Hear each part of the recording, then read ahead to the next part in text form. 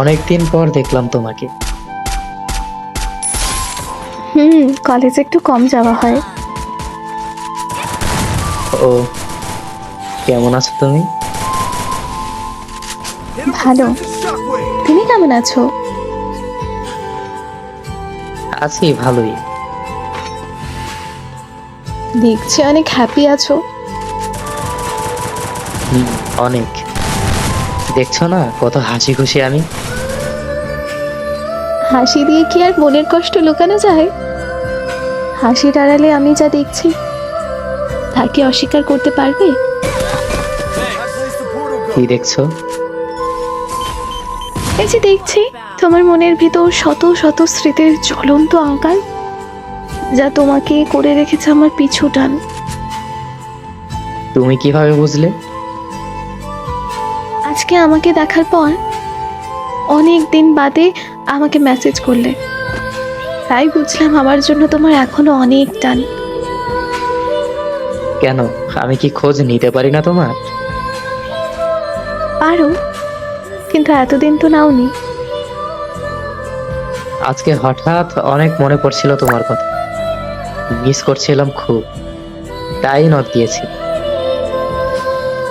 আমি জানি।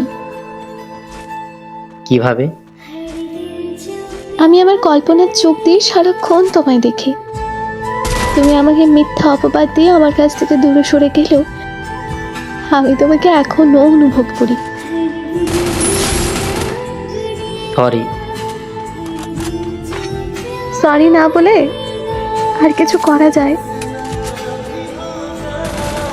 কেন?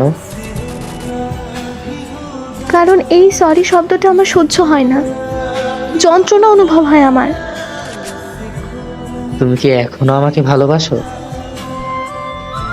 তোমার কি মনে হয় আমি তোমার কাছ থেকে ভালোবাসা পাওয়ার জন্য কথা বলছি? না, সেটা না, এমনি জিজ্ঞেস করলাম। আমি যদি আমার মনে সব কথা তোমায় এখন বলি, তুমি মনে করবে আমি তোমার সাথে মজা করছি। তুমি কি আর বুঝবে আমাকে? তুমি যেভাবে কথা বলছো আমার নিজেকে বড্ড অপরাধী মনে হচ্ছে। সরি। নিজেই সরি বলছো আবার? কি করো এখন? কিছু না। হঠাৎ আজকে কলেজে আসলে কেন? আমি টিসির জন্য গিয়েছিলাম। মানে, কি বলছো এসব? হুম, আমি এই কলেজ ছেড়ে অন্য কলেজে চলে যাচ্ছি। তাহলে আমার কি হবে? কেন?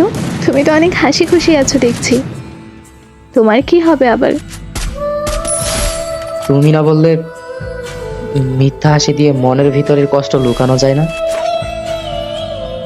তারপরও আমাদের তো ব্রেকআপ হয়ে গেছে। সম্পর্কের বিচ্ছেদ হওয়ার পর কি মানুষ তার প্রিয় মানুষের কাছে ফিরে আসে না? আসে, কিন্তু আমাদের পক্ষে তা সম্ভব না। কেন সম্ভব না? তুমি তো বলেছো আমাকে এখনো অনুভব করো। তুমি আমার মনের মাঝে ছিলে আর এখনো আছো, কিন্তু আমার পক্ষে আগের পুরানো ব্যথা নিয়ে রিলেশন কন্টিনিউ করা সম্ভব না। আমি অনেক বেশি কষ্ট পেয়েছিলাম মাহির, অনেক বেশি। তোমার ওই দিনের ব্যবহার আমি এখনো ভুলিনি। সরি মেঘা, আমাকে মাফ করে দিও। ওকে, ভালো থেকো। একটা প্রশ্ন। বলো। আমাদের ভালোবাসার গল্পের উপসংহারের কি হবে?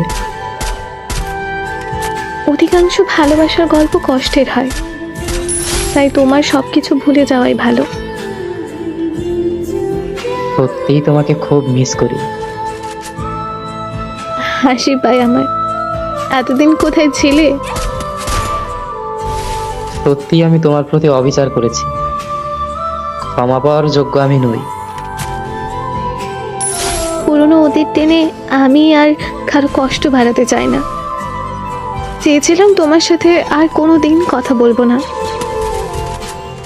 তাহলে যে এখন বলছো? এটাই শেষবারের মতো বলছি।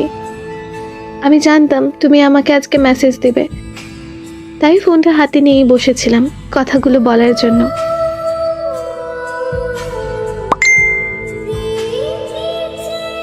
ভালো থেকো, বাই।